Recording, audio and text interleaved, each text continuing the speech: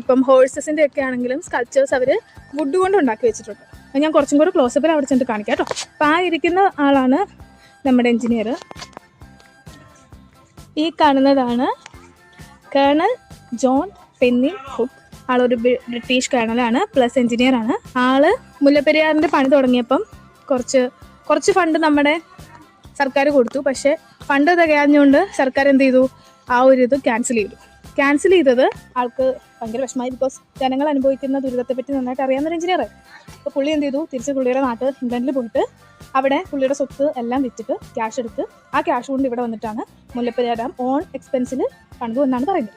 ആ ഡാമിൽ നിന്ന് വരുന്ന വെള്ളം പെൻസ്റ്റോക്ക് പൈപ്പ് വഴി നമ്മുടെ തമിഴ്നാട്ടിലേക്ക് കൊണ്ടുവന്ന് അത് കഴിഞ്ഞിട്ട് അവിടെയുള്ള വ്യവസായങ്ങൾ അവർ നല്ല അടിപൊളിയായിട്ട് വളർന്നു. പൈപ്പ് വഴി വരുന്ന വെള്ളം എത്രത്തോളം ആണെന്നുള്ള അതിൻ്റെ ഡീറ്റെയിൽസ് ഈ ഒരു ഇതിൽ കറക്റ്റായിട്ട് പറഞ്ഞിരിക്കുന്നു കേട്ടോ.